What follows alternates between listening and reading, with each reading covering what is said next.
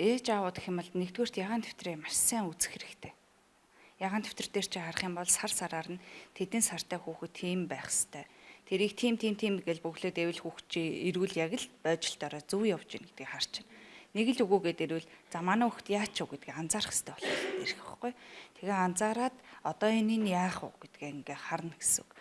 Дээрээс нөгөө өсөлт хөгжилт дээр нөх юм бол эхний жил хүртэл ерөнхийдөө сар сарын зайтай ингээд эцэг эхчүүд их хөвчлэн нөгөө вакцин хийлгээр л очдог. Тэгэхээр нөгөө хэдэн сартаагаас танай хүүхэд багтаа айгүй бандгар байсан гэлдэг. Тэгээд одоо бол жингийн дутагдaltaй болсон. Танай хүүхэд яг хэдэн сартаагаас ингээд ийм жингийн дутагдaltaй болж байгаа. За одоо өстэй мэдэхгүй байна. Ойролцоогоор жил мөлийн болов гэд ингээд нөгөө анзаархаа байцдаг. Хүүхдүүд ерөөсөө орхигдуулцдаг байхгүй. Тэрнээсээ болоод бас хүүхдээ тэр дорн засчих واخгүй байна уу гэдэг асуудал бас байна.